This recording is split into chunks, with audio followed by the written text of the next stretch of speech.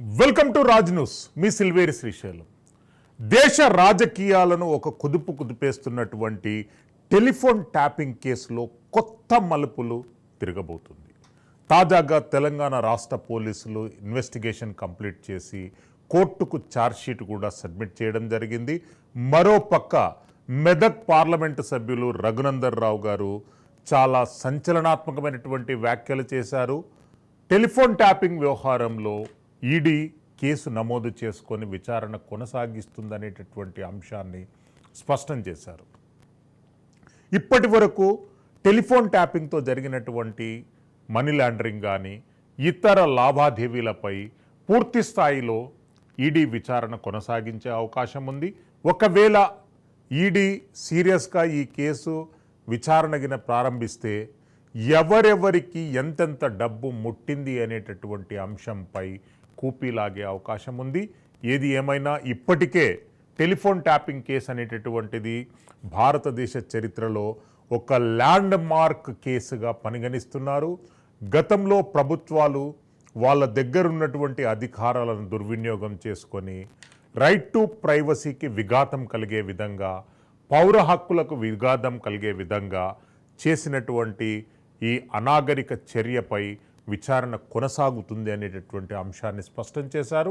మరోపక్క phone tapping కేసులో arrest అయి రిమాండ్లో ఉన్నటువంటి భుజంగరావు, తిరుపతన్న, ప్రణీత్ రావుల బెయిల్ పిటిషన్ను నాంపల్లి ప్రత్యేక కోర్టు తోసిపుచ్చింది. వారికి బెయిల్ ఇవ్వలేము అనేటటువంటి అంశాన్ని స్పష్టం చేసింది. ఫర్దర్గా వాళ్ళు హైకోర్టును అప్రోచ్ అయ్యేటటువంటి ఛాన్సెస్ ఉన్నాయి.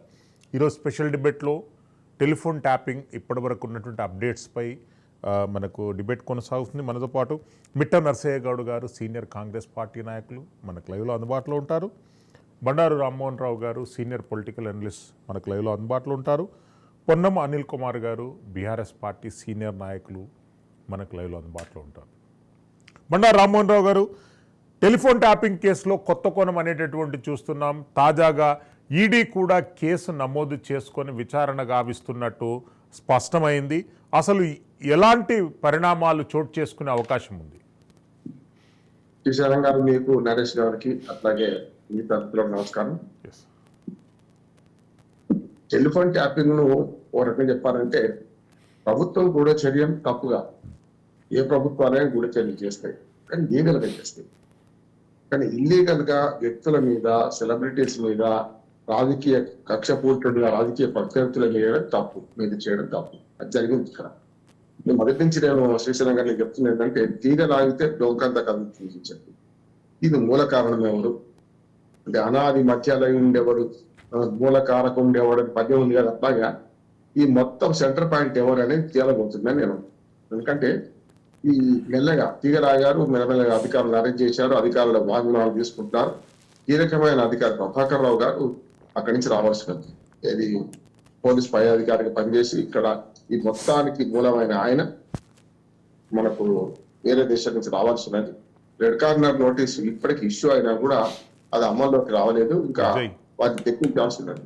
కానీ ఆయనను మచ్చలు చేసుకొని ఆయనను తమకు అప్రూవ్ అంటే తమకు వ్యతిరేకంగా సాక్ష్యం చెప్పకుండా చేయడానికి ఇటీవలే హరీష్ రావు గారు అమెరికా పర్యటన అదే అని చెప్పి బండి సంజయ్ గారు ఇతర వాళ్ళు ఆరోపించారు కదా, చూసాం. కానీ అట్లా చూస్తే మనకు ఈ ఆరోపణ నిజమా కాదా అని తేలాల్సింది. హరీష్ రావు గారు దాన్ని ఖండించారు. కానీ చాలా వరకు పబ్లిక్ లైఫ్ లో ఉన్న వాళ్ళు ఒకసారి ఊరు విడిచిపోతేనే మనం చెప్తుంటాం. అధికారంలో ఉన్నప్పుడైతే దానికి రూలే ఉంది. ఉదాహరణకు ఒక మండల ప్రెసిడెంటో, సర్పంచో, ఏదైనా స్థానిక ప్రజాప్రతినిధిగా ఉన్నవాడు కూడా 15 రోజులు విడిచి హెడ్ క్వార్టర్ విడిచిపెడితే సెలవండ పెట్టాలి, లేకపోతే తగిన ఏర్పాట్లు ఇవ్వాలి. మనకైతే అటువంటిప్పుడు ఒక మంత్రిగా పనిచేసిండు ఆయన, పబ్లిక్ లైఫ్ లో ఉన్నాడు, రాజకీయాన్ని 10 ఏళ్ళు అనుభవించిండు, 20 ఏళ్ళు ఉద్యమకారుడు. మరి బయటకు పోయినప్పుడు ఎందుకు చెప్పలేదు అనే అనుమానం కూడా వస్తున్నది. కాదు నా కుటుంబ సభ్యులతో పోయినా అంటున్నాడు, కానీ అవి ఆధారాలు చూపెడతా కేసులు వేస్తా అంటున్నారు. అంటే ఎట్లా పట్టగాల్చి మీద వేశారా, చేశారా తర్వాత సంగతి. కానీ మొత్తం మీద హరీష్ రావు గారు లాంటి వారు అక్కడికి పోయి ఏం చేశారు అనేది కూడా తేలాల్సింది. రెండోది, వీళ్ళు చెప్పింది ఒకటైతే చూసి రమ్మంటే కాల్చి వచ్చినట్టు నిజంగానే ప్రభుత్వం ఏం కోరుతున్నది, మరి ప్రభుత్వం కోరుకున్న దానికి విరుద్ధంగా పైదాకా అంటే డొంక కలుగుతుంది కనుక సీఎం గారి పేరు మీద వస్తుంది, సీఎం గారు ఏం చెప్తే అది చేసినామని కాదు. అటు కాళేశ్వరం మేడిగడ్డ బ్యారేజ్ విషయంలో అధికారులు అదే చెప్పారు, సీఎం గారు ఏం చెప్తే అది చేసినామంటున్నారు కనుక అటువైపు చూపుంది. ఇప్పుడు ఆ కేసులో కీలక మార్పు తిరిగింది, సీఎం గారికి నోటీసులు ఇచ్చారు. ఆయన గడువు కొడితే కూడా ఇవ్వకుండా మీరు వచ్చి వాంగ్మూలం ఏమంటున్నారు, ఏది మేడిగడ్డ కూల్చివే కేసులో, ముంగిన కేసులో. కానీ ఇది కూడా ఇక్కడ దాకా వస్తుందేమో, బిగ్ బాస్ దాకా. ఈ మొత్తం ఆ నాటకానికి, టెలిఫోన్ ట్యాపింగ్ నాటకానికి బిగ్ బాస్ ఎవరు, రేపు పొద్దున కేసీఆర్ అవుతారా, కేటీఆర్ అవుతారా, హరీష్ రావు అవుతారా? ఎందుకంటే అక్కడ కొంత మనకు నిప్పులేంది పొగరాదు అన్నట్టు ఈ వార్ రూమ్స్ ఏర్పాటు చేసిన క్రమంలో మనం చూస్తే సిరిసిల్ల, గజ్వెలు, అట్లానే సిద్దిపేట, మన పాలకుర్తి ఇవి చూసాం మనం. అంటే పాలకుర్తి కాన్స్టిట్యున్సీ చూస్తే మనకి ఈ 4 నియోజకవర్గాలు ఎర్రవల్ దయాకర్ రావుతో పాటు ఈ ముగ్గురు కొడుకు, మామ, అల్లుడు ఉన్నారు కనుక ఈ రకంగా కూడా వార్ రూమ్స్ ఏర్పాటు చేశారని.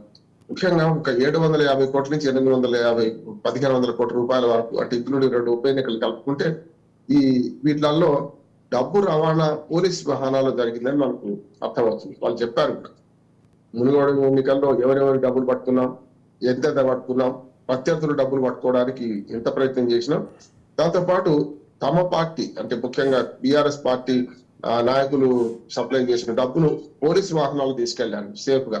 మన సినిమాలో చూస్తుంటాం ఇటువంటి అన్ని కూడా ఈ నిజ జీవితంలో జరిగింది. అట్లానే ఈ డబ్బుల పంపిణీ కానీ, ప్రత్యర్థుల డబ్బులు పట్టుకోవడం, అంటే ఎదుటి వారి చేతిలో ఉన్న ఆయుధాలు లాక్కోవడం, అసలు డబ్బులు వచ్చడమే తప్పు, తమ చేతిలో ఉన్న ఆయుధాన్ని ఓ రకంగా ఇటు వాడుకోవడం, ఇవి చేశారని మనకు ఆరోపణ వినొస్తుంది. ఏదేమైనా సరే ప్రభాకర్ రావు గారి నోరు విప్పంది మన వ్యక్తుల గురించి మాట్లాడడం కాదు లీగల్ గా కూడా. కనుక వ్యక్తులు బయటపడాలంటే ఆ ప్రభాకర్ రావు గారు నోరు విప్పాలి. ఇప్పుడైతే అంతా వారి మీద వచ్చి పెడతాం, అంతా మీరే చేశారు నాన్న అన్నట్టు, అంతా మీరే చేశారని ప్రభాకర్ రావు వైపే పోతుంది. వారు నోరు విప్పితే ఎవరు చేశారు, ఎవరు చేయించారు అంటే వస్తుంది. కానీ ఇప్పుడే మనం పైనాకుల మీద ఆరోపణలు చేస్తే చెప్పలేం, అంటే అది కరెక్టా కాదా, అది కూడా సరైనది కూడా కాదు. ఎందుకంటే ఒక లీగల్ గా చెప్తూనే వారు పరువు నష్టం దాబా వేయచ్చు. కానీ ప్రభుత్వంలో ఉన్న వారి మీద బాధ్యత ఉంది కనుక, ప్రభుత్వం నడపాల్సిన బాధ్యత సీఎం, మంత్రివర్గం వీళ్ళది కనుక వీళ్ళు చేయాల్సిన పని ఏంటంటే, మేము చేయించలేదు, లీగల్ గా ఏదైతే ఫోన్ ట్యాపింగ్ జరిగిందో అది జరగాల్సింది. ఇప్పుడు రేవంత్ రెడ్డి గారు స్వయానికి ఒప్పుకున్నారు, మేము కూడా ఫోన్ ట్యాపింగ్ జరగకుండా ఉండదు, తీవ్రవాదులు, వామపక్ష తీవ్రవాదులు కానీ, మత తీవ్రవాదులు కానీ, లేకుంటే సంఘ విద్రోహ శక్తులు కానీ ఏమైనా ప్రయత్నాలు చేస్తుంటే వాడిని అరికట్టాల్సిన బాధ్యత మనకున్నది. రాజ్యం బాధ్యత 3: ప్రజల తన మాన ప్రాణ రక్షణ చేయడం. అశోకుని కాలం కన్నా ముందు నుంచి రామరాజ్యంలో ఉంది, మన ప్రజాస్వామ్యంలో ఉంది కనుక ఇంతవరకు పరిమితి ఉన్నది. దానికి పర్మిషన్స్ ఉంటాయి, హోమ్ సెక్రటరీ పర్మిషన్ ఇవ్వాలి, ఇక్కడి నుంచి పోలీసులు మనకు నివేదిక పంపాలి. అన్ని విషయాలు సీఎం గారికి జరగకపోవచ్చు, అది కూడా రేవంత్ రెడ్డి గారు. ఇవాళ ఫోన్ ట్యాపింగ్ జరుగుతుందా లేదా అంటే జరుగుతుంది, కానీ నాకు తెలియకపోవచ్చు. చాలా విషయాలలో చాలా విస్తృతమైన పరిశోధన చేయాల్సి ఉంటుంది, మనకు విచారణ చేయాల్సి ఉంటుంది కనుక జరుగుతుంది. కామన్ గా జరిగేది వేరు, ప్రత్యర్థుల మీద, రాజకీయ ప్రత్యర్థుల మీద చేయమంటే మరి స్వామి కార్యం స్వకార్యం చేసుకున్నట్టు రాజు చెప్పింది విన్నారు, ఇంకా చూసి రమ్మంటే కాల్చి వచ్చినట్టు మీరు సెలబ్రిటీస్ మీద కానీ, ముఖ్యంగా రియల్ ఎస్టేట్ వ్యాపారాల మీద కూడా పెద్ద ఎత్తున నిఘా పెట్టి వాళ్ళ ప్రైవేట్ సంబంధాలను విని వాళ్ళ ద్వారా వాళ్ళ దగ్గర నుంచి డబ్బులు వసూలు చేసినట్టు కూడా ఈ పోలీస్ అధికారుల మీద ఆరోపణలు. తిరుపతి అన్న కానీ, రాధాకృష్ణరావు కానీ, వీళ్ళందరూ మీరు నోరు విప్పారు.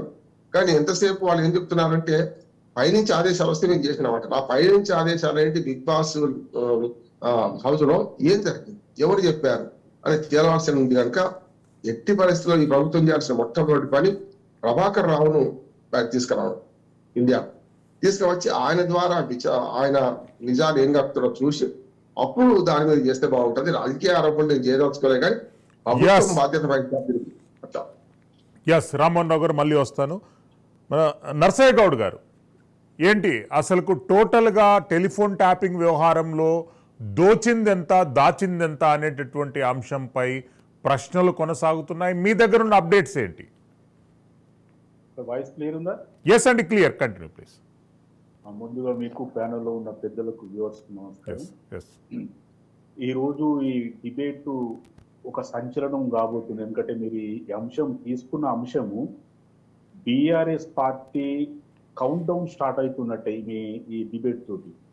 ఎందుకంటే 2018, 2023లో బిగ్ బాస్ ఎవరనేది తేలుతుంది. ఈ బిగ్ బాస్ ఆదేశాల మేరకు, ఈ ప్రభాకర్ రావు ఇచ్చినటువంటి ఆదేశాల మేరకు వీళ్ళందరూ కూడా రాధాకిషన్ రావు గారు కానీ, లేకపోతే తిరుపతి అన్న కానీ, మిగతా వాళ్ళు ఎవరైనా కూడా వీళ్ళందరూ కూడా డబ్బులు ఎక్కడి నుండి తీసుకొచ్చిండ్రు, ఎక్కడికి చేరవేసిండ్రు?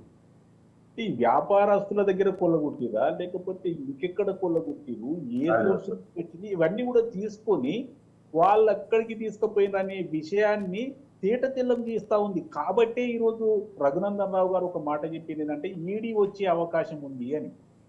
అయితే ఈడీ రావడానికి ఇంకొక కారణం కూడా ఏం కనిపిస్తుందంటే, గత కొన్ని నెలలుగా జరుగుతున్నటువంటి ఇన్వెస్టిగేషన్ లో కొంత రిపోర్ట్ ఇచ్చిన రిపోర్ట్ కూడా సబ్మిట్ అంటే ఛార్జ్ షీట్ కూడా ఇంటరిమ్ ఛార్జ్ షీట్ కూడా వేయడం జరిగింది. కాబట్టి దాంట్లో కూడా చాలా మంది వాంగ్మూలాలు తీసుకున్నారు. వాళ్ళు చెప్పిన విషయాలు ఏంటంటే, మేము పలానా దగ్గర నుంచి డబ్బులు తెచ్చినాము, ఈయన పలానా చెప్తేనే మేము చేసినాం అనే విషయం స్పష్టంగా చెప్తాము. మా వెహికల్లోనే మేము డబ్బులు తీసుకుపోయినాం 2018లో కానీ 2023లో కానీ అని చెప్పిన తర్వాత ఎప్పుడైతే డబ్బు ఫ్లోటింగ్ ఉన్నదో ఖచ్చితంగా ఈడీ వస్తుంది.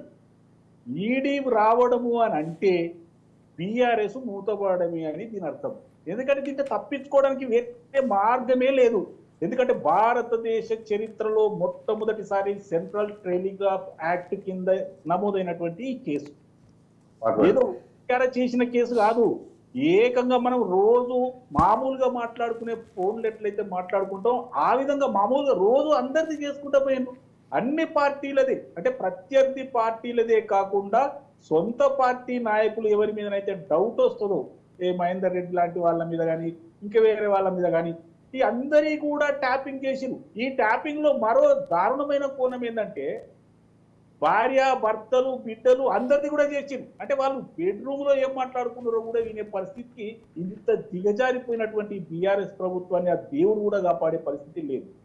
ఈ రోజు ఈడీకి సుగమం ఎందుకైతే ఉందంటే, ఇంట్రీమ్ ఛార్జ్ షీట్ వేసిరు కాబట్టి దాంట్లో ఉన్నటువంటి కొన్ని అంశాలను దృష్టిలో పెట్టుకొని ఒక కేసు నమోదు చేసుకొని ఎంటర్ అయ్యే అవకాశం ఉందనే విషయాన్ని ఈరోజు గౌరవ ఎంపీ గారు కూడా చెప్పినట్టుగా మనం చూస్తా ఉన్నాం. కాబట్టి ఇక్కడ గవర్నమెంట్, స్టేట్ గవర్నమెంట్ ఆల్రెడీ లోతైన ఇన్వెస్టిగేషన్ చేస్తా ఉంది. ఇంట్రీమ్ ఛార్జ్ షీట్ అని నేను ఎందుకన్నా అంటే, ఇంకో ఇద్దరు రావాల్సి ఉంది, వాళ్ళకు లుకౌట్ నోటీస్ ఇచ్చిర్రు, సరిపోలేదు, రెడ్ కార్నర్ నోటీస్ ఇష్యూ చేసిండ్రు. వాళ్ళిద్దరు శ్రవణ్ కానీ ఈ ప్రభాకర్ రావు గారు కానీ వచ్చిన తర్వాత వాళ్ళని విచారించి సంపూర్ణమైన ఛార్జ్ షీట్ వేస్తే అప్పుడు దీని మీద ముందుకెళ్లే అవకాశం ఉంటుంది.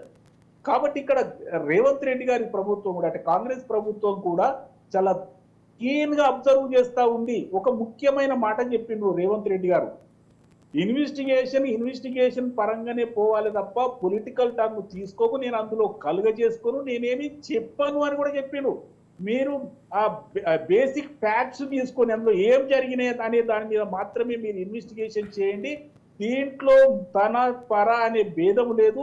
ఎవరు తప్పు చేస్తే వాళ్ళకు శిక్ష పడవలసిందే. ఎవరిని కాపాడేది, ఎవరిని లోపలి చేసే అవకాశం లేదనే విషయం కూడా స్పష్టంగా తెలియపరిచిండ్రు. కాబట్టి ఇంతకు ముందు కూడా మీరు కానీ బండారు రామ్మోహన్ రావు గారు కానీ స్పష్టంగా చెప్పిన విషయం ఏంటంటే, ఖచ్చితంగా ఏ ప్రభుత్వంలోనైనా ఫోన్ ట్యాపింగ్ జరుగుతుంది. ఎందుకు జరుగుతుంది అంటే, ప్రజలను రక్షించడానికి కొరకు, ప్రజల రక్షణకు ఏదైతే అడ్డంకిగా ఉంటుందో, అంటే తీవ్రవాదులు ఉంటారు, లేకపోతే దొంగలు ఉంటారు, ఇంకేవాళ్ళ హ్యాబిచువల్ అఫెండర్స్ ఉంటారు, వీళ్ళందరి మీద కూడా నిఘా పెట్టవలసిన అవసరం స్టేట్కు ఉంటుంది. కాబట్టి వాళ్ళ ఫోన్లను ట్యాప్ చేయడం అని అంటే అది న్యాయమైంది, చట్టబద్ధమైంది.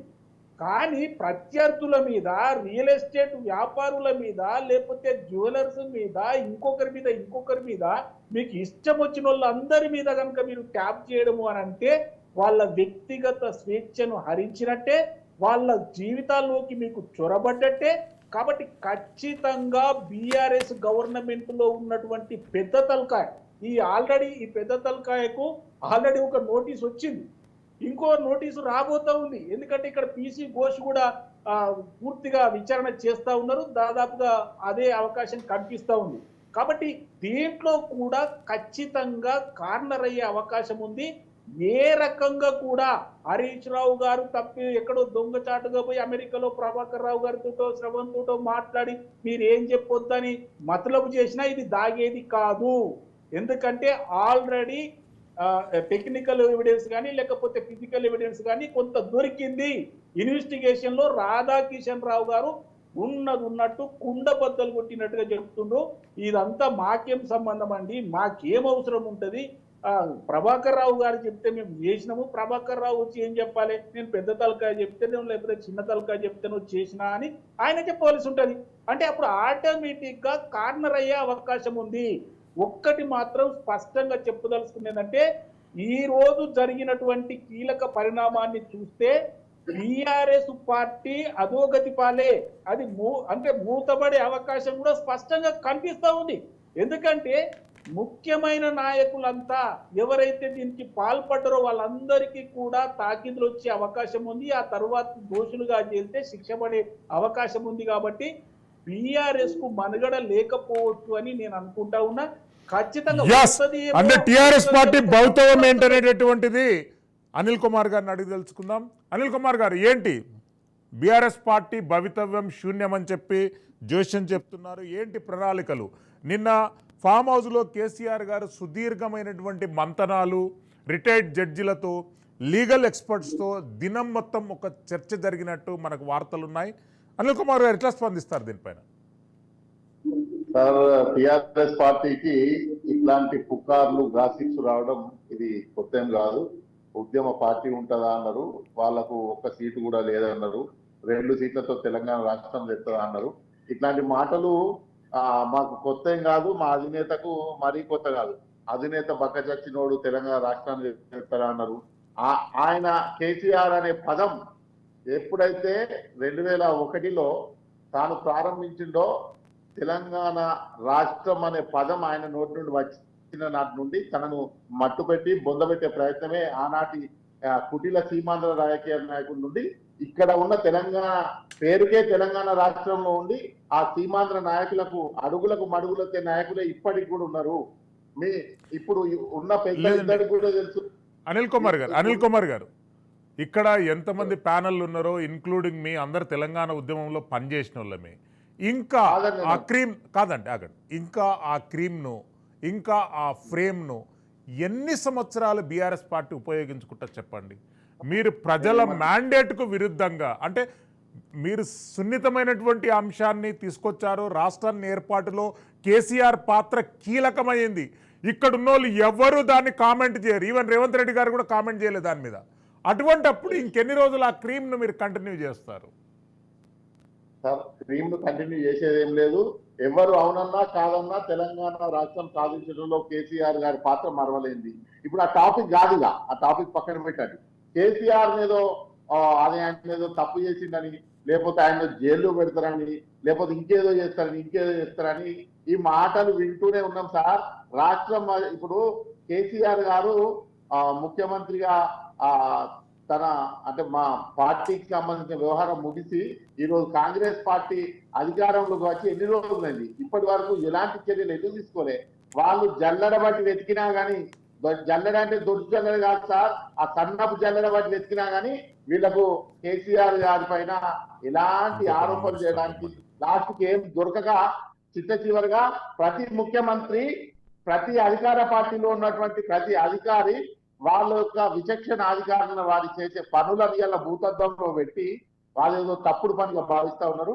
సరే, అది తప్ప రైటా నిజాలు తేల్చాలే. నిజంగానే మీరు దీనిపైన బ్రహ్మాండమైన కమిటీ వేయాలి, నిజాలు చేర్చాలి. నిజం తేల్చి నిజంగానే కేసీఆర్ గారు తప్పు చేస్తే ఆయనకి ఏ శిక్ష వేస్తారో మీరు వెయ్యాలి.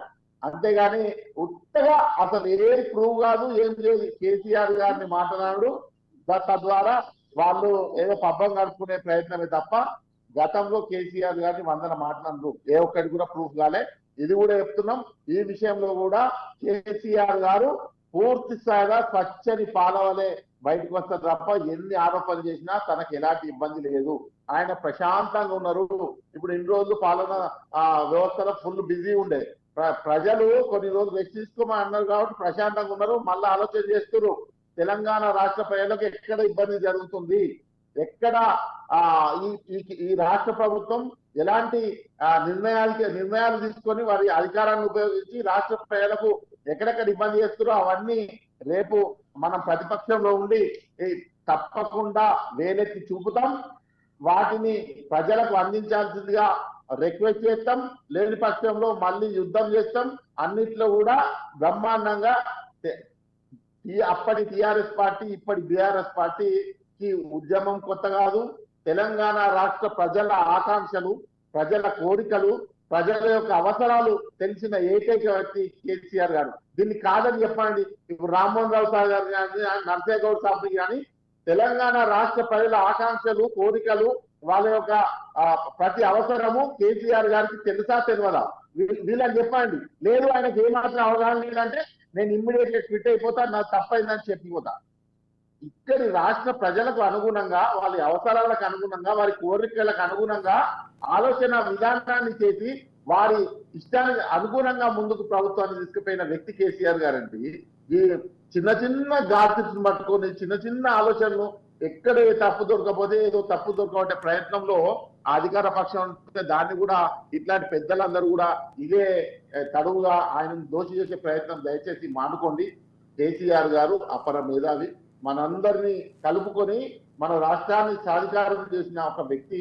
ఆయనకు మన సహాయ సహకారాన్ని, మనకు ఆయన యొక్క ఎవరికి భయపడిన ఒక గొప్ప నైజం, గొప్ప తెలివి, మనకు చాణక్యత మనకు యాడ్ అయింది. తెలంగాణ రాష్ట్రాన్ని సాధించుకున్నాం. తప్పో ఒప్పో మేము చేసిన కొన్ని తప్పులో, లేకపోతే కొన్ని సీట్లు మార్చకపోవడం, ఏదో తప్పిదం, ప్రజలకు నచ్చని వ్యవహారాలు ఇక్కడ జరిగాయి కాబట్టి ప్రజలు కొంత వాళ్ళను పూర్తి స్థాయిలో పక్కన పెట్టలేదండి. బలమైన ప్రతిపక్షం ఉన్నాం. ఇప్పుడు అంటే ఎక్కడ ఊసిపోతాం అన్న భయంలో ఉన్నారు రేవంత్ రెడ్డి గారు. ఇది నిజమా కాదా? రోజు ఒక వార్త బయటకు వస్తా ఉన్నది. దానికి కారణం ఏంది? కేసీఆర్ చాణక్యత అనేది అందరికీ తెలుసు.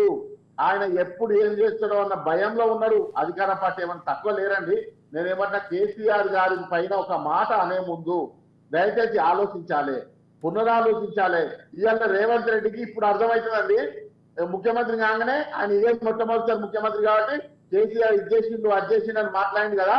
ఇవాళ రేవంత్ రెడ్డి అనే వ్యక్తి తన విచక్షణ అధికారాలు వాడి ఏమేం చేస్తాడో తనకు ఇప్పటికీ అర్థమై ఉంటుంది. ముఖ్యమంత్రిగా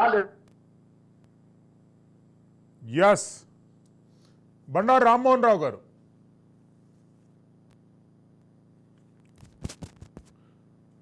బండారు రామ్మోహన్ రావు గారు,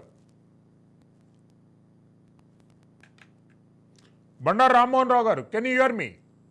మేధావులు కూడా నమ్మరు. ఎస్ అనిల్ గారు మళ్ళీ వస్తానండి మీ దగ్గరికి. Rammohan Rao garu, charge sheet telephone ట్యాపింగ్లో Nampally కోర్టుకు ఛార్జ్ షీట్ సబ్మిట్ చేయడం జరిగింది. అనిల్ గారు మళ్ళీ వస్తాను మీ దగ్గరికి. Anil garu I will come to you again. Bandaru Rammohan Rao garu, charge షీట్లో చాలా వివాదాస్పదమైనటువంటి అంశాలు విచారణ అధికారులు కోర్టుకు సబ్మిట్ చేయడం జరిగింది. మీరు ఎన్నికల సందర్భంగా దోచుకున్న డబ్బెంత, దాచుకున్న డబ్బెంత, ప్రభుత్వానికి లెక్కలు చూపింది ఎంత అనేటటువంటిది ఒక పేరాగ్రాఫ్లో అందరినీ ఆశ్చర్యపోయే విధంగా ఉన్నటువంటి ఫిగర్స్ విచారణ అధికారులు కోర్టుకు సబ్మిట్ చేయడం జరిగింది. ఆ విషయంపై మీరు ఎట్లా స్పందిస్తారు? ఖచ్చితంగా ఆధారాలు ఉంటే ఛార్జ్ షీట్ వేసిన తర్వాత చేయొచ్చు. వాడు ఇద్దరు రాకపోయినా అడిషనల్ ఛార్జ్ షీట్ వేస్తామని చెప్పి ఉన్న ఆధారాలతో వేయొచ్చు. యాజ్ అడ్వకేట్ చెప్తున్నాను. కాకపోతే ఏమైందంటే శ్రీశైలం గారు, ఇది విచారణ జరిగిన తర్వాత తేలాల్సింది కదా అంటారు. విచారణ సందర్భంలో ఉంది కనుక రేపు విచారణ జరిగి కోర్టులు ఏం తీర్పు ఇస్తాయి దాన్ని బట్టి ఉంటుంది ఒకటి. రెండోది ఏంటంటే ఎక్కడైతే డబ్బు ఇన్వాల్వ్మెంట్ అయిందో ఈడీ రావచ్చు, దానికి పర్మిషన్ అవసరం లేదు. సిబిఐకి అయితే పర్మిషన్ అవసరం, రాష్ట్ర ప్రభుత్వం పర్మిషన్ అవసరం కనుక సిబిఐ రావడానికి గతంలో పర్మిషన్ నిరాకరించింది స్టేట్ గవర్నమెంట్. అది కొనసాగుతుంది. ఇప్పుడు రేవంత్ రెడ్డి ప్రభుత్వంలో కూడా కొనసాగుతుంది. ఇప్పుడు వేరే కేసులలో సిబిఐది మేము చేస్తామంటే వద్దంటున్నారని బీజేపీ నాయకులు అంటున్నారు, చూస్తున్నాం కదా మనం. కనుక సిబిఐ రావడానికి అవరోధాలు ఉన్నాయి కానీ ఈడీ రావడానికి అవరోధాలు లేవు. ఇక్కడ ప్రధానంగా రఘునందన్ రావు గారు అన్న మాట మనకు గుర్తుంచుకోవాలి. ఏంటంటే మనకు ఈ డబ్బు ఇన్వాల్వ్ అయింది కనుక రావచ్చు. అంటే కోట్ల రూపాయలు ప్రభుత్వం అంటే అధికార పార్టీ ఏమో పోలీసు వాహనాల్లో పోయినాయని సాక్షులు చెప్తున్నారు. రెండోది అవతల వాహనాల్లో అంటే ప్రతిపక్ష నాయకుల వాహనాల్లో డబ్బు ఎక్కడ పోతుంది ఏం తెలుసుకొని వారికి చేశారండి. దురదృష్టం ఏంటంటే ఇప్పుడు తన పర భయం లేదు. ఇప్పుడు ఫోన్ ట్యాపింగ్ ఒకసారి కత్తికి కరుణ ఉండదండి, కోసేవాడి తప్పు. కత్తికి న్యాయం, ధర్మము, న్యాయము, చట్టము ఉండయి. కత్తిని ఉపయోగించేవాడి తప్పు ఏదన్నా ఉంటే. ఇక్కడ జరుగుతుంది ఏంటంటే ఆ కత్తి ఉపయోగం ఏమైంది, చివరికి తన ఎమ్మెల్యేని మనం చూసాం ఫామ్ హౌస్ కేసులో తన ఎమ్మెల్యేలు ఎట్లా దొరికిండ్రు. నిజంగా చెప్పాలంటే ఆ ఎమ్మెల్యే కుట్ర 12 అంటున్నా నేను అప్పుడు కూడా చెప్పిన 12 కనుక దొరికితే ఏమైంది అప్రూవర్గా మరి నువ్వు వీళ్ళందరూ మభ్యపెడుతున్నా చెప్పిండి అంటున్నాడు. ఇప్పుడు ఆ కేసు ఎడిపోయింది తెలియదు మనకు. అట్లాగే హరీష్ రావు గారి మీద కూడా జరిగింది అంటున్నారు. ఇప్పుడు బాధితులు అమ్మ పార్టీలో ఉన్నారు, బయట పార్టీలో ఉన్నారు. హరీష్ రావు గారి మీద కూడా కాళేశ్వరం మీద అవినీతిలో పట్టుబడ్డాడని ఓ రకంగా దొరికిందని ఆ తర్వాతనే కొద్ది రోజులు పక్కకి పెట్టారని ఆరోపణలు ఉండవచ్చు. ఇవన్నీ రాజకీయ ఆరోపణలు, దీనికి ఆధారాలు ఉండవు. కానీ ఇక్కడ ఏమంటున్నారంటే ఆధారాలు లేని ఆరోపణలు అయితే ఏ చట్టబద్ధమైన సంస్థ ఒప్పుకోదు.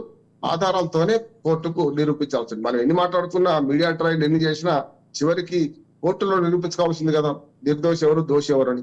మన న్యాయశాస్త్రమే చెప్తుంది వేల మంది దోషం తప్పించుకున్నా సరే ఒక నిర్దోషి శిక్ష పడొద్దని. కనుక అవకాశం ఉంటది, వీళ్ళకి కూడా అవకాశం ఉంటది. ఒక్కటి ఏంటంటే సిల్సిలా అంటే మనం ఏమంటాం తెలంగాణలో మునుము అంటాం. మునుము ఎటువైపు పోతుందంటే ఇవాళ మేడిగడ్డ కుంగుబాటులో అధికారుల పాత్రను విచారిస్తే చివరికి ఎక్కడ తేలిందంటే కేసీఆర్ గారు ఆదేశిస్తేనే ఓరల్ గా చెప్తేనే మేము చేసినాం అని అంటున్నారు వాళ్ళు. ఇక్కడ కూడా ఓరల్ గా చెప్తే చేసిన వాళ్ళకి ఆధారాలు ఉండవు. నిజంగా చెప్పాలంటే డబ్బు మారకం కనుక, ఫోన్ ట్యాపింగ్ కనుక కేసీఆర్ గారు నోటి మాట చెప్తే చేసినామంటే అది ఆధారాలు ఉండవు. కానీ ఒకవేళ అది కనుక ఆ ఫోన్ కూడా ట్యాప్ చేయబడితే, ఇప్పుడు దొంగలకు ఎటువంటి తెలివి ఉంటుంది అంటే 2 రకాల తెలివి ఉంటాయి. ఒకటేమో తప్పించుకునే తెలివి, 2 పట్టుబడి అతి తెలివి ఉంటుంది. ఏదైనా చిన్న ఆధారం విడిచిపెడతారంట. అట్లానే ఒకవేళ కేసీఆర్ గారు కనుక చెప్పే ఫోన్ ట్యాపింగ్ చేశారు అనుకోండి వీళ్ళిద్దరు, అప్పుడు ఖచ్చితంగా కేసీఆర్ గారు కూడా బలి కావాల్సి వస్తుంది. కానీ అంతకంటే జాగ్రత్తలు తీసుకుంటారు కదా పైన ఉన్న వాళ్ళు. ఈ మొత్తం ఫోన్ ట్యాపింగ్ విషయాన్ని చూసుకుంటే ఇంతకుముందు నరేష్ గారు అన్నట్టు రేవంత్ రెడ్డి గారు ఒప్పుకున్నారు ఫోన్ ట్యాపింగ్ అనేది సహజంగా జరిగే చర్య, అది లీగల్ గా జరిగేది. కానీ ఇల్లీగల్ గా జరిగేది ఏంటంటే కత్తితో కూరగాయలు కోయొచ్చు, మెడకాయలు కోయొచ్చు. కత్తి అనేది చట్టం, లేకపోతే ఫోన్ ట్యాపింగ్ లీగల్ గా ఫోన్ ట్యాపింగ్ అనేది ఒక చట్టం. దీన్ని కూరగాయల కోసం ఉపయోగిస్తే మంచిదే, మెడకాయలు కోసిండు కదా అని సమస్య. అందుకని ఇక్కడ ఏమైందంటే రియల్ ఎస్టేట్ వ్యాపారులు కానీ లేకుంటే మనకు సెలబ్రిటీస్ కానీ వీళ్ళందరి వ్యక్తిగత జీవితంలోకి చొరబడ్డారు. ఇప్పటికే వాళ్ళైతే చాలా మంది బయటకు వచ్చి కేసులు పెట్టారు కదా, దానికి కూడా ఈ సమాధానం చెప్పాలి. తిరుపతన్న గారు కానీ రాధాకృష్ణరావు గారు కానీ ఇందులో ఎవరంటే వాళ్ళు సమాధానం చెప్పాలి. ఇప్పటికైతే రాజకీయ కోణం బయటపడకుండా మనం ఆరోపణలు చేస్తున్నాం. రాజకీయ కోణం బయటపడలే. శ్రీశైలం గారు కోణం ఎప్పుడు బయటపడతాయి అంటే ప్రభాకర్ రావు వచ్చి నాకు పైనుంచి ఎవరు ఆదేశాలు ఇచ్చారు అని చెప్పాలి ఆయన. ఎందుకంటే ఆయన ఆదేశాల మేరకు ప్రవర్తించామని వీళ్ళు అంటున్నారు. కానీ ఆయన ఆదేశాలు లేకుండా కూడా కొన్ని పనులు చేశారు వీళ్ళు.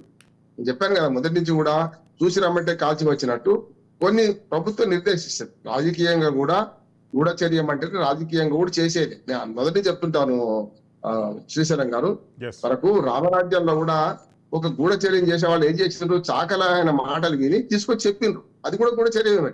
కానీ రామరాజ్యంలో ఏం జరిగింది, ఆ సీతను నిందించిన దానికి రాముడు అంగీకరించి అది తప్ప ఉప్ప తర్వాత. కానీ ఏం చేసిండు, భార్యను అడవులకు పంపిండు.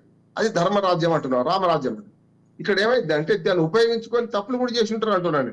ఇప్పుడు ఆధునిక ప్రజాస్వామ్యంలో ఆ గూఢచర్యను ఉపయోగించుకుని తప్పులు చేయొచ్చు కదా, తమ వాళ్ళ మీద బిడ్డగా పెడతారు. ఇప్పుడు తమ భేదం ఉండదు, తమ వాళ్ళు పరాయి వాళ్ళు ఏముండదు. చట్టానికి కానీ లేకపోతే కత్తులకు కానీ నేరానికి కానీ ఇక్కడ జరిగింది అది అంటున్నాను. చివరిగా నేను ఏమంటున్నానంటే రఘునందన్ రావు గారి మిత్రుడు వారు చెప్పిన దాని ప్రకారం ఏంటంటే కొంత డబ్బు ఇన్వాల్వ్ అయింది కనుక ఇలా మనీ లాండరింగ్ అంటే ఆ 750 కోట్లు 800 కోట్లు 1000 కోట్లు ఎక్కడి నుంచి వచ్చినాయి, ఎవరికి ఇచ్చారు. దానికి ప్రధానంగా మనం చూసుకుంటే లీగల్ గా వచ్చే విరాళాలు టీఆర్ఎస్ ఎప్పుడు ప్రకటిస్తూనే ఉంది. చూస్తున్నాం మనం బీఆర్ఎస్ ఇవాళ అత్యంత ధనిక పార్టీలో అదొకటి. మొత్తం దేశంలో మనకు ఎలక్ట్రానిక్ బాండ్స్ ఎలక్టోరల్ బాండ్స్ ఏవైతే వచ్చినాయో వాటిల్లో అధిక భాగం చూసుకుంటే జాతీయ పార్టీ తర్వాత 4వ స్థానంలో బీఆర్ఎస్ ఉంది కదా. అది లీగల్ గా వచ్చే విరాళం. కానీ లీగల్ గా రాని విరాళాలు ఏమున్నాయి, లేకపోతే పార్టీకి జమగాని విరాళాలు ఏమున్నాయి, ఇవన్నీ కూడా వస్తాయి రేపు పొద్దున. అంటే 700 కోట్లు 800 కోట్లు 1000 కోట్లు ఎట్లా మారినాయి, ఎవరు ఇచ్చారు, ఎవరు తీసుకెళ్లారు. అంతెందుకు శ్రీశైలం గారు ఆ మధ్యన కరోనా కష్టకాలం తర్వాత మొన్న ఒక మెడికల్ ల్యాబ్ మీద వాళ్ళ మీద దాడి చేస్తే కట్టల రూపాయలు దొరికినాయి కదా. మన గవర్నమెంట్ మారక ముందు చూసాం కదా మనం రెడ్డి ల్యాబ్స్ వాళ్ళ మీద. అందుకని నేను ఏమంటున్నా అంటే ఇవన్నీ చూస్తే మొత్తం ఈ వ్యాపార సామ్రాజ్యానికి, ఈ నేర సామ్రాజ్యానికి, ఇటు రాజకీయ సామ్రాజ్యానికి లంకె బలపడుతుందని నేను అంటున్నాను. అంటే ఈ మూడింటికి మధ్యన లంకె బయటపడాలి. ఎవరు వచ్చినా దోషులు శిక్షించాలని కోరుతున్నారు. ప్రజాస్వామ్య ప్రజలందరం కూడా పార్టీలకు అతీతంగా కోరుకునేది ఏంటంటే ఈ లంకె బయటపడాలి. కొన్ని వేల కోట్ల రూపాయలు ఖర్చు అవుతూ ఎన్నికలని వాళ్ళ సామాన్యుని దూరం చేసి ధనసామ్యంగా చేసిన ఈ ప్రజాస్వామ్యాన్ని అపహాస్యం చేస్తున్న దాన్ని పోవాలని కోరుకుందాం అందరం. ఎస్ నర్సయ్య గౌడ్ గారు, బీఆర్ఎస్ పార్టీ బీజేపీ పార్టీ ఒకటి, బీఆర్ఎస్ బీజేపీలో విలీనమవుతుందని చెప్పి కొన్ని కథనాలు వస్తున్నాయి. ఒకవేళ ఆ కథనాలు నిజమైతే టెలిఫోన్ ట్యాపింగ్ కేసు ఈడీ కోర్టులోకి వెళ్తే టోటల్ కంట్రోల్ అనేది తప్పే అవకాశాలు స్పష్టంగా ఉన్నాయా లేవా? విశేషం గారు, మీరు మాట్లాడిన ఈ మాట చాలా ముఖ్యమైనది. ఎస్, వాస్తవం ఏంటంటే ఇప్పుడు జరగబోయే విషయాన్ని మీరు ఈ 3 ముక్కలలో చెప్పారు. ఎస్, ఈడీ వస్తుంది అని అంటే ఏదో శిక్షిస్తేందుకు రావట్లే. నా అంచనా ఏంటంటే ఈడీ రావడము ఈ టైంలో అనంటే అది శిక్షించడానికో ఇన్వెస్టిగేషన్ అంటే చేస్తుంది. కానీ వాస్తవం ఆడ జరగబోయేది ఏంటంటే, బాబు మీరు ఇందులో ఇరుక్కొని జీవితకాలం పోతారు, మీరు సపరేట్గా మీరు మూసేసి మా దాంట్లో విలీనం కండి. మీరు విలీనం అయితే ఒక రకంగా ఉంటుంది, విలీనం కాకపోతే ఇంకొక రకంగా ఉంటుంది. అంటే ఇవి ఇప్పుడు నేను చెప్పే మాటలు కాగితం మీద వచ్చేటి కావు, తెలిసేటి కావు, ఎక్కడన్నా దొరికేటి కూడా కావి. కానీ మనం ఇంతకు ముందు 7-8 రాష్ట్రాలలో జరిగిన తంతును చూస్తే, బీజేపీ వాళ్ళ తంతు చూస్తే మనకు అర్థమయ్యే విషయాలు ఇదే. అంటే ఇప్పుడు బీఆర్ఎస్ అనేది ఒక్క సీటు కూడా రాకుండా కుదేలైపోయింది. అంటే గమ్యం లేదు, ఎటు పోవాలనో ఏం చేయాలనో తెలియని పరిస్థితిలో ఉన్నటువంటి దాని మీద ఖచ్చితంగా ఒక ప్రాంతీయ పార్టీ, మొన్ననే ఆల్రెడీ 21% ఓట్లు గుంజుకున్నారు, ఇంకో 17-16% మంది అసలు పార్టీని గుంజుకుంటే అయిపోతుంది కదా అనేది మోడీ షా ఉద్దేశం. ఈ మోడీ షా వచ్చిన తర్వాత దేశంలో మొత్తం ఇవే. అంటే ఇప్పుడు 356 ఆర్టికల్ ఉపయోగించకుండా బైపాస్ లో దీన్ని ఉపయోగిస్తా ఉన్నారు. కాబట్టి మన రాష్ట్రములో, తెలంగాణ రాష్ట్రములో వచ్చే ఎన్నికలలో బీఆర్ఎస్ ఉంటది అని నేనైతే అనుకోను. ఖచ్చితంగా నయాన్నో భయాన్నో ఈ బీజేపీ వాళ్ళు బీఆర్ఎస్ ను కలిపేసుకునే అవకాశాలే ఎక్కువగా కనిపిస్తూ ఉన్నాయి. ఇక మరొక విషయము, అనిల్ గారు ఒక మాట మాట్లాడేది ఏంటంటే, కేసీఆర్ వీరుడు శూరుడు, మాకేదో లేదు కానీ అట్లనో ఇట్లనో ఇప్పుడు యుద్ధం చేస్తాం అని మాట్లాడుతున్నారు. నేను నాకు ఒకటే అడుగుతున్నా అనిల్ గారిని, ఇప్పుడు కూడా అదే మాట్లాడుతున్నారు. వాళ్ళు దేని మీద యుద్ధం చేస్తారు మీరు? అంటే ఏం చెడు చేస్తుంది ఈ గవర్నమెంట్ అని యుద్ధం చేస్తారు, లేకపోతే మీరు ఏం మంచి చేసిరని యుద్ధం చేస్తారు? అంటే మీరు డిఎస్సి గత 10 సంవత్సరాలలో డిఎస్సి వెయ్యలేదు, ఒక్క టీచర్ను కూడా రిక్రూట్ చేయలేదని యుద్ధం చేస్తారా? నిరుద్యోగులకు 3016 రూపాయలు ఇవ్వలేదని యుద్ధం చేస్తారా? గొర్రెలను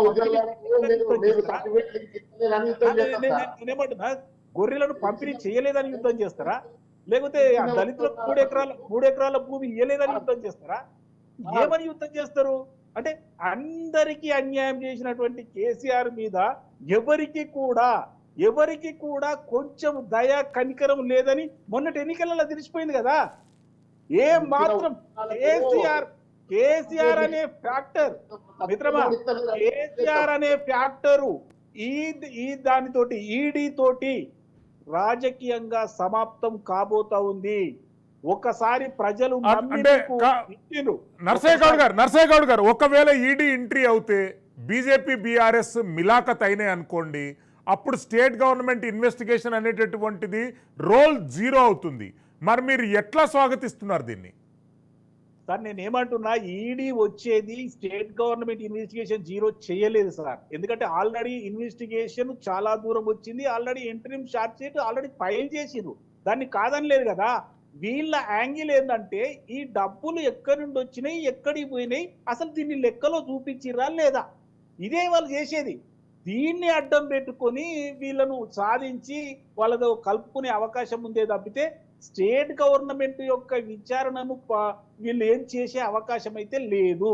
రెండో విషయం ఏంటంటే, రామ్మోహన్ రావు గారు కరెక్ట్ గా గుర్తు చేసింది ఏంటంటే, కేసీఆర్ గారు అంతకు ముందు సిబిఐకి ఇచ్చినటువంటి జనరల్ కాన్సెంట్ ను రద్దు చేసిండ్రు, మేము ఇంకా పునరుద్ధరించలే, సిబిఐ వచ్చే అవకాశం మనకు కనిపిస్తలేదు, ఈడీ అడుగులు రావచ్చు. కాబట్టి ఈ విషయాలు చూస్తే మీరన్నదే నిజం. ఏంటంటే అది వస్తే బీఆర్ఎస్ బీజేపీ ఒకటి అనే ముచ్చట మర్చిపోయి ఇక బీఆర్ఎస్ఏ లేదు, బీజేపీ అనేది ఆటోమేటిక్ ఇప్పటికే 21% ఆల్రెడీ మలుపుకున్నారు కదా. ఇక మిగిలింది 16-17% ఉంది, అది కూడా ఆటోమేటిక్ గా మలిగిపోతుంది. ఈ రోజు మొన్న ఎన్నికలలో కేసీఆర్ గారు చేసినటువంటి ప్రచారాన్ని మనం చూస్తే హైదరాబాద్ లో ఒక్కరోజు ప్రచారం చేయలే. ఎందుకంటే ఇక్కడ ప్రచారం చేస్తే ఓట్లు చీల్తాయి, కిషన్ రెడ్డి ఓడిపోతాడు, లేకపోతే రాజేందర్ ఓడిపోతాడు, అక్కడ విశ్వేశ్వర రెడ్డి ఓడిపోతాడు ఆయనకు తెలుసు. ఎక్కడ చీల్చాలి? కాంగ్రెస్ బలంగా ఉన్నటువంటి వరంగల్లో చీల్చాలి, మహబాద్ లో చీల్చాలి, కరీంనగర్ లో ఇక్కడ పోయింది ఆయన. అంటే దీన్ని బట్టి ఏంటంటే మినిమం పోయినసారి వచ్చినటువంటి 4 కంటే ఎక్కువ సీట్లు బీజేపీకి వస్తే రేపు ఏదన్నా నాకు సహాయపడుతుంది నా బిడ్డ బెయిల్ విషయంలో అన్న ఒక కోణంతో ఆయన చేసినట్టుగా కనిపిస్తుంది తప్పితే మా కార్యకర్తల మనోభావాలు దెబ్బతింటాయి, మా పరిస్థితి ఏంది, దేశం మొత్తం తిరుగుతా, లేకపోతే మహారాష్ట్రలో నేను జెండా పాత్తా, ఒరిస్సాలో పాత్తా, ఆంధ్రలో పాత్తా తిరిగిన పత్త లేకుండా పోయింది. కాబట్టి నేను ఒక్కటే చెప్తుంది ఏంటంటే మీరు చెప్పిన టోటల్ ఇన్వెస్టిగేషన్ తరువాత శ్రీశైలం గారు చెప్పిన మాట దగ్గరికి వచ్చి ఆగుతుంది. కాకపోతే కొద్దిగా మార్పు ఏంటంటే మీరేమో బీఆర్ఎస్ బీజేపీ ఒకటని మీరు అంటున్నారు, నేనేమంటున్నానంటే ఇక బీఆర్ఎస్ అనేది ఉండదు, బీఆర్ఎస్ బీజేపీలో విలీనమయ్యే అవకాశం ఉంటుంది. తోడం ఛానల్ వాళ్ళకు పోయేటోళ్ళు ఇష్టం లేకపోతే మా దగ్గర కూడా వచ్చే అవకాశం అయితే ఉంది. కాకపోతే ఫ్యూచర్ లో అంటే మీ దగ్గరికి డోర్లు ఓపెన్ చేస్తున్నారు అన్నమాట. కాంగ్రెస్ కు నేను చెప్పడం కాదు, ముఖ్యమంత్రి వర్యులే ఆయన ఒకటే చెప్పి రేవంత్ రెడ్డి గారు స్వయంగా అన్నారు మేము కనుక గేట్లు ఎత్తేస్తే మొత్తం మాకు ఫ్లో వస్తుందని అన్నారు. నేనేమంటాను ఇప్పుడు కూడా 39 మంది ఉన్నారని చెప్పారు కదా, మీకు ఒక కీలక విషయం మీ దృష్టికి తీసుకురావాలి. ఎందుకంటే మీరు వ్యాఖ్యాత కాబట్టి మీకు తెలిసి ఉండాలి. మీరు 39 సీట్లు వస్తే మీరు గట్టిగా గమనించండి శ్రీశైలం గారు, హైదరాబాదు చుట్టుపక్కల 17 సీట్లు వచ్చినాయి, మిగతా అన్ని అక్కడొకటి వచ్చినాయి. మరి హైదరాబాదు చుట్టుపక్కల ఎందుకు వేసిరండి? మరి ఆంధ్ర ఇప్పుడు వాళ్ళందరేమో ఇది ఫస్ట్ ఈ ఎలక్షన్లోనేమో ఆంధ్రోళ్ళు వేసిరన్నారు, వాళ్ళు ఆంధ్రోళ్ళు అడుగుపోయారు కాబట్టి మాకు ఏ లేదు కాబట్టి మాకు ఒక్క సీట్ రాలేదన్నారు. లాస్ట్ నేను ఒక్క మాట అడుగుతున్నా, మెదకు సీటుకి గెలుస్తుందని అందరు దాదాపుగా గెలుస్తుందేమో అని మాకు డౌట్ ఉండే, అందరు కూడా అనుకున్నది.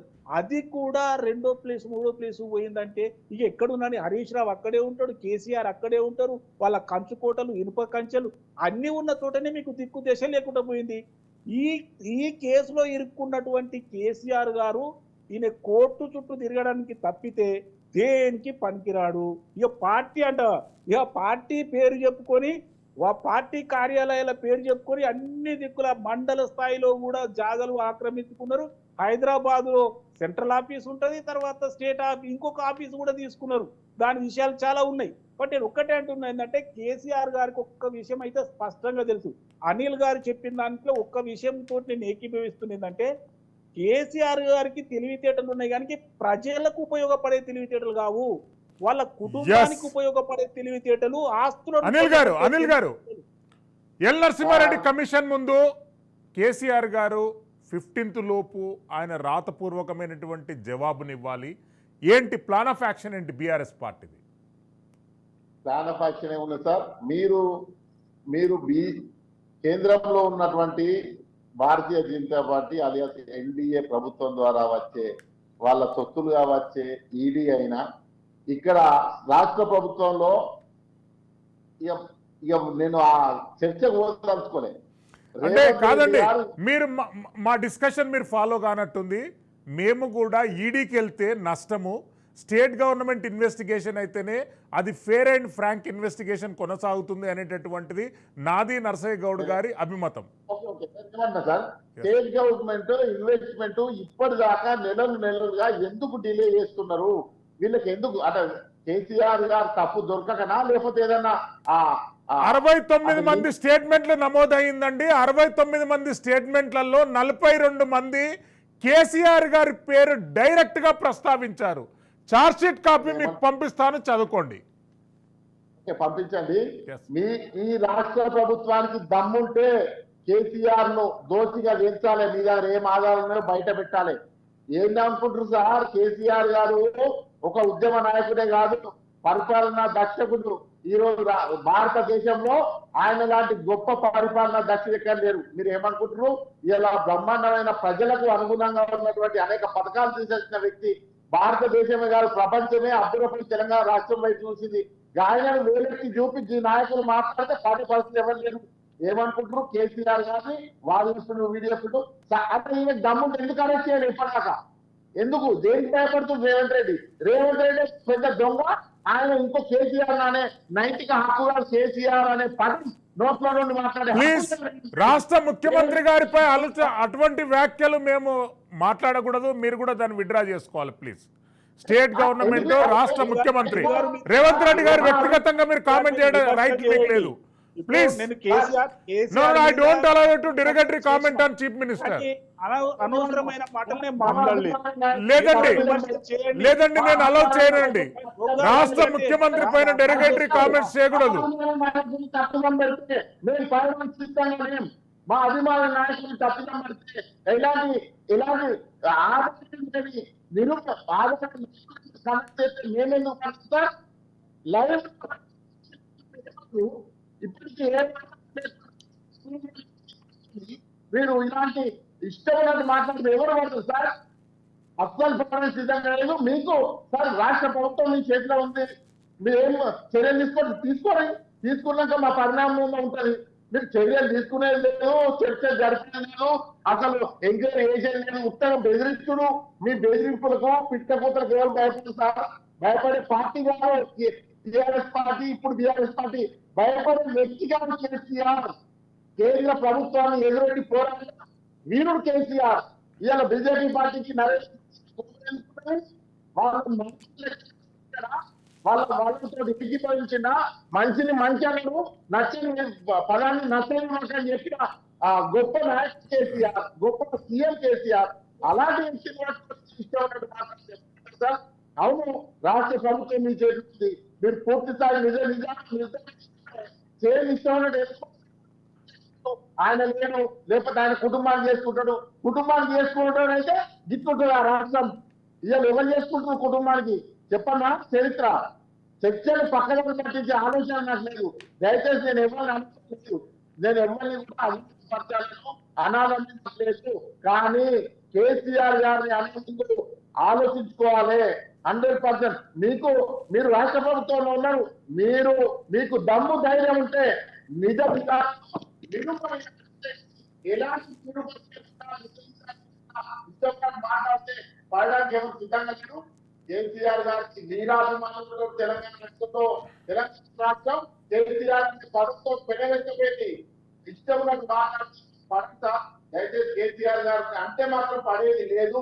ప్రత్యేకిస్తున్నా అదే నేనేమన్నా ఈ రాష్ట్ర ప్రభుత్వం ఏం చర్యలు కూడా తీసుకుంటే పరిణామాలు ఉంటాయి. అంతేగాని ఏం చర్యలేదు, ఇన్ని రోజులు ఎందుకు చర్యలు తీసుకోలేదు.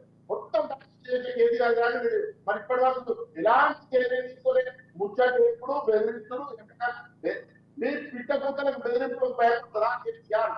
నరేంద్ర మోడీని వ్యతిరేకించి నేను సహకరించామని చెప్పిన మొబైల్ కేసీఆర్ తప్పంటారా? రామోజీ గారు చెప్పండి, ఎన్ని అభిప్రాయాలను వ్యతిరేకించిన కేంద్ర ప్రభుత్వాన్ని చెప్పండి. వ్యతిరేకించి ఎదురు పోరాడిందా లేదా? నర్సయ్య సార్ మీరు ఎప్పుడు నర్సయ్య ఉంటారు. ఎదురోటి పోరాడిన వ్యక్త కాదా? ఇక చర్చలు కేసీఆర్ మాట్లాడే చెప్తున్నా. కేసీఆర్ ధైర్యం, కేసీఆర్ ఉన్న పరిపాలన దక్షత ఎవరికి సార్?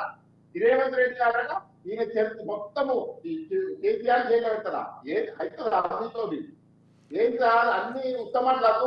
వీళ్ళకి దమ్ము ధైర్యం ఉంటే పూర్తిగా విచారణ జరపాలి, నిజాలు చెప్తారే.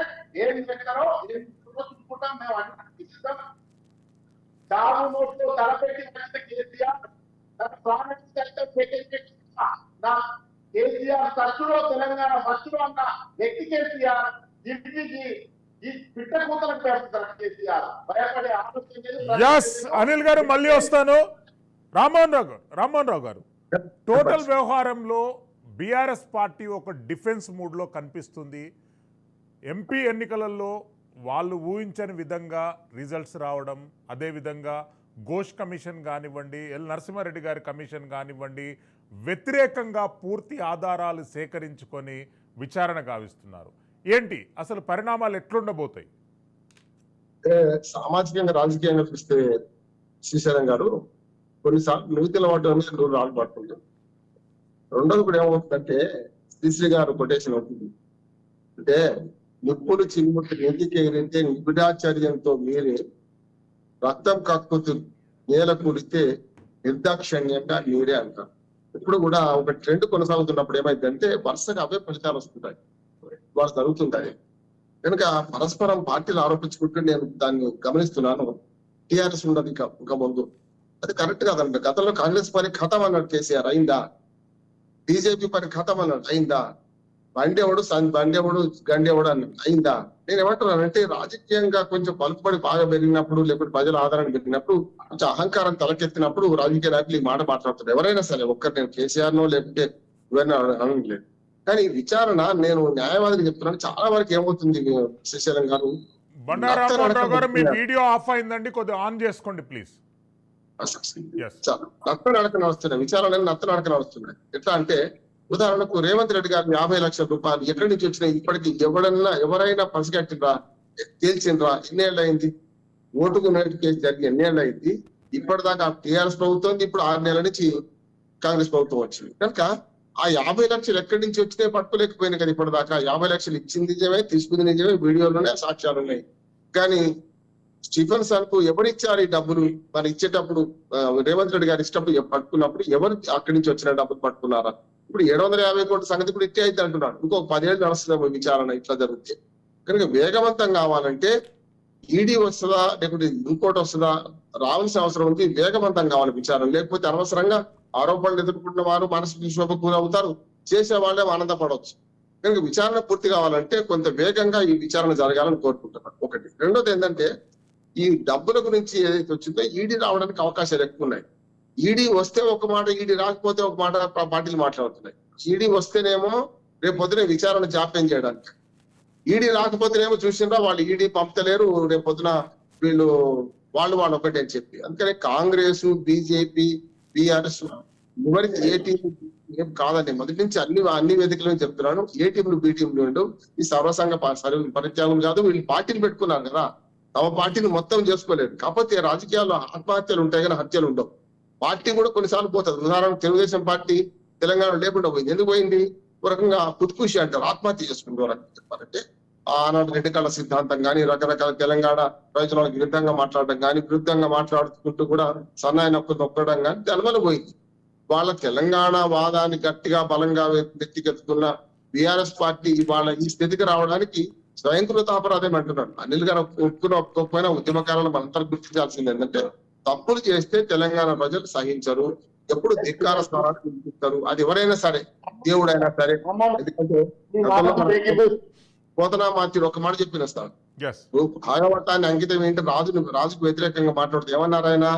వ్యవసాయం చేసి మడిదును బతుకుతా కానీ నేను నా కవితా కన్యకు రాజుకు అంకితం ఇవ్వని అన్నాను.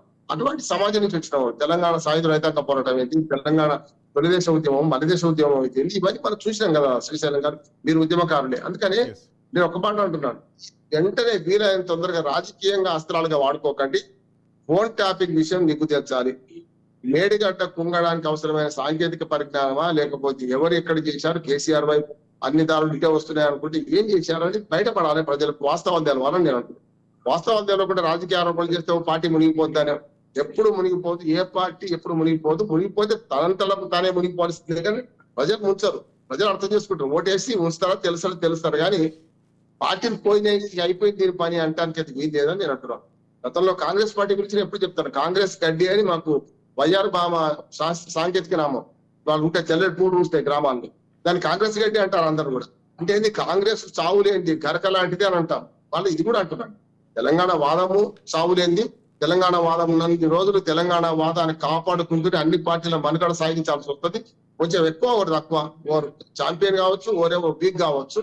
కానీ తెలంగాణ వాదం అనేది ఇవాళ కాదు, ఇంకా 50 ఏళ్ళు 100 ఏళ్ళకైనా ఉంటుందని నేను అంటున్నాను. దాన్ని ఉపయోగిస్తున్న పద్ధతి తప్పైతే తిరస్కరించాం, ప్రజలు తిరస్కరిస్తాం. ఎస్, నర్సయ్య గౌడ్ గారు కన్క్లూజన్ పాయింట్ చెప్పండి. టెలిఫోన్ ట్యాపింగ్ కేసు ఇంకా ఫర్దర్ అరెస్టులు ఎప్పుడు జరుగుతాయి? ఈ కేసు ఇక్కడికే ఫుల్ స్టాప్ అవుతుందా, ఇంకేమన్నా పురోగతి సాధిస్తుందా? ఇప్పుడు already red corner notice issue చేయడం జరిగింది. అంటే ఇప్పుడు ఆయన అమెరికాలో అంటే విజిటింగ్ వీసా మీద పోయింది కాబట్టి 6 నెలల కంటే ఎక్కువ ఉండే అవకాశం లేదు. కాబట్టి నాకు తెలిసి జూన్ జూలైలో వచ్చే అవకాశం ఉంటుంది.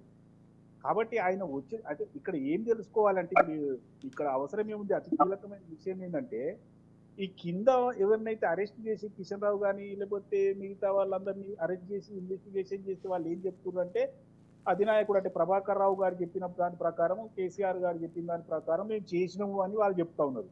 అయితే దీన్ని సరి అంటే కరెక్ట్ గా చెప్పడానికి ఎవరయ్యా అంటే ముఖ్యమైన వ్యక్తి ప్రభాకర్ రావు గారు. ఈ ప్రభాకర్ రావు గారికి పెద్ద తలకాయకు వీళ్లకు లింక్ ఉంది. కాబట్టి ప్రభాకర్ రావు గారు వచ్చి వీళ్ళు చెప్పింది నిజమే అని ఎండార్స్ చేస్తే అప్పుడు నోటీసులు పెద్ద తలకాయకు పోయే అవకాశం ఉంటుంది. కాబట్టి జరగబోయేది కూడా ఇదే. ఎందుకంటే ఈ ఇన్వెస్టిగేషన్ అనేది దేశవ్యాప్తంగా అందరి దృష్టి ఉంది. ఎందుకంటే భారీ ఎత్తున చేసిండు. అది కొన్ని సంవత్సరాలుగా చేసుకుంటూ వస్తారు, అడుగులుగా చేసుకుంటూ వస్తారు. కని విని ఎరగని రీతిలో అక్క, చెల్లె, తమ్ముడు, అన్న ఇవన్నీ తేడా లేకుండా చేసిరు కాబట్టి, ప్రజాస్వామ్యాన్ని కూలి చేసిరు కాబట్టి ఖచ్చితంగా లోతైన విచారణ జరుగుతూ ఉంది. ఖచ్చితంగా జూన్, జూలై లోపల ప్రభాకర్ రావు గారు ఇంకో మిగతా వాళ్ళందరూ తీసుకురావడం జరుగుతుంది. వాళ్ళను ఖచ్చితంగా విచారణ చేయడం జరుగుతుంది. అప్పుడు ఈ విషయం ఎస్టాబ్లిష్ అయితే ఎవరైతే తప్పు చేయడానికి ఆదేశాలు ఇచ్చిందో వాళ్ళకు కూడా నోటీసులు వెళ్తాయి, వాళ్ళు కూడా ఫోన్ ఎక్కవలసిన అవకాశం ఉంటుంది. కానీ ఒక్కటైతే మనందరం గుర్తుపెట్టుకోవాల్సింది ఏంటంటే, ఫోన్ ట్యాపింగ్ కేసులో ఎట్టి పరిస్థితుల రాజకీయంగా కానీ ఏ రకంగా కానీ తప్పించుకోవడానికి వీలు లేనటువంటి విచారణ జరుగుతుంది. ఎవరు దోషులైనా ఆయన ఈయన అని నేను పేరు చెప్పదలుచుకోలే. ఈ విషయం దీనికి సంబంధించి ఎవరు ఆదేశాలు ఇచ్చి దీనికి పాల్పడమని చెప్పినా వారికి చిప్పకూడు తప్పదు. ఖచ్చితంగా వాళ్ళు 7 ఊసలు లెక్క పెట్టాల్సిందే. కాకపోతే ఇంకొక మిత్రుడు ఏమంటుడు అనిల్ కుమార్ అంటే, అరే 6 నెలలు అయింది వచ్చి మీరు ఏం చేస్తున్నారు, 6 నెలల దాకా ఈయన తీసుకుపోయి లోపలేలే, ఆయనను తీసుకుపోయి లోపలేదంటే, అరే 2 నెలలు ఎన్నికలకే పోయింది. రాగానే ఆల్రెడీ నర్సిరెడ్డి గారి కమిషన్ వేయడం జరిగింది, QC ఘోష్ గారి కమిషన్ వేయడం జరిగింది, ఫోన్ ట్యాపింగ్ కేసు కట్టడం జరిగింది, కొందరిని అరెస్ట్ చేయడం జరిగింది, ఇన్వెస్టిగేషన్ వస్తూ ఉంది, ఇంట్రీమ్ ఛార్జ్ షీట్ పడ్డది. మీరు అంటే కేసీఆర్ గారి దృష్టిలో అంటే వాళ్ళ ఆలోచన దృష్టిలో ఏంటంటే, మనకు డౌట్ వస్తే దానిపై గుంజుకపోయి లోపలేసేయాలి. అరే 170-180 రోజులైంది, మీరు మినిమం 170-180 మందిని లోపలేయలేదు, మీరేం గవర్నమెంట్ అని మాకు హెచ్చరించినట్టుగా కనిపిస్తుంది. అంటే చట్టము తన పని తాను చేసుకుపోతుంది. దాని చట్ట పరిధిలో దాని లెక్క ప్రకారమే ఇన్వెస్టిగేషన్ జరుగుతుంది తప్పితే ఇక మన అంటే వ్యక్తిగత అంటే కోపంతోటో లేకపోతే అసూయతోటో లేకపోతే కక్షతోటో ఈ విచారణ జరగడం లేదు. కాబట్టి నర్సయ్య గౌడ్ గారు థ్యాంక్ యూ అండి. బండారు రామ్మోహన్ రావు గారికి ధన్యవాదాలు తెలియజేస్తున్నాం. అదేవిధంగా అనిల్ కుమార్ గారికి కూడా ధన్యవాదాలు తెలియజేస్తున్నాం. ఏది ఏమైనా కానీ టెలిఫోన్ ట్యాపింగ్ కేసులో ఒక నూతన అధ్యాయం ప్రారంభమయ్యే అవకాశాలు స్పష్టంగా కనిపిస్తున్నాయి.